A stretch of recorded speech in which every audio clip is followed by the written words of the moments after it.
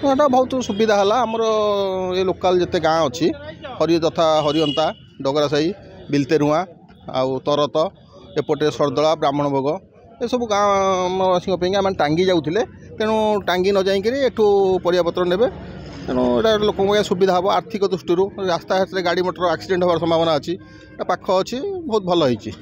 ଯେଉଁମାନେ କରିଛନ୍ତି ସେମାନଙ୍କୁ ବହୁତ ଧନ୍ୟବାଦ। ହାଟର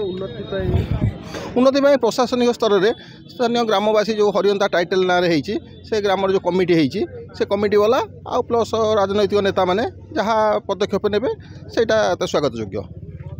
ଦେଖନ୍ତୁ ଆମର ଏଠି ତ ପାଖାପାଖି କିଛି ହାଟ ଅଛି ହାଟ ବି ଚାଲୁଛି ଆଜି ହରିଅନ୍ତା ଗ୍ରାମର କିଛି ଆଗଧାଡ଼ିର ଯୁବକ କିଛି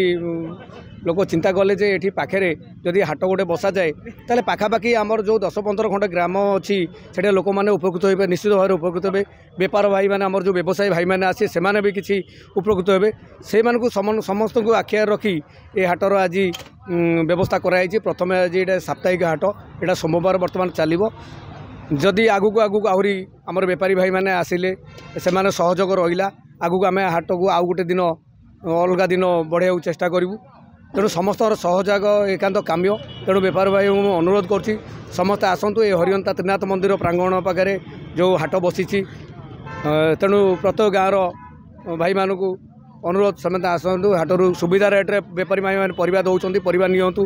ଏବଂ ହାଟରୁ ନେଇକିନି ତାଙ୍କର ପରିବାର ଚଳାନ୍ତୁ। ଗୋଟା ବଡ଼ ଜିନିଷ ହେଉଛି ପାଖାପାଖି ହାଟ ରହିଲେ ଲୋକ ଗୋଟେ ଜଣେ ସ୍ତ୍ରୀ ଲୋକ ଚାହିଁଲେ ବି ଚାଲି ଚାଲି ଆସିକି ଡଗରାସାହି ହେଉ ତେରୁଆ ହେଉ ଆମର ତରତ ହେଉ ସରଦଳା ହେଉ ହରିଅନ୍ତା ହେଉ ସେମାନେ ଆସିକି ଜଣେ ସ୍ୱାମୀ ଚାକିରି କରିବାକୁ ଯାଇଛି କିମ୍ବା କେଉଁଠି ଯାଇଛି ତାଙ୍କ ପରିବାର ଲୋକ ଯେକୌଣସି ଜାଣିକି ହାଟ କରିକି ନେଇପାରିବ ତେଣୁ ଏଇଟା ସମସ୍ତଙ୍କୁ ସୁବିଧାରେ ଆଖି ଆଗରେ ରଖିକି ଏ ହାଟଟାକୁ କରାଯାଇଛି। ଆଗାମୀ ଦିନରେ ନିଶ୍ଚିତ ଭାବରେ ହାଟ ଆଗକୁ ବଢ଼ିବ। ମୁଁ ବେଶୀ ସାଧୁବାଦ ଦେବି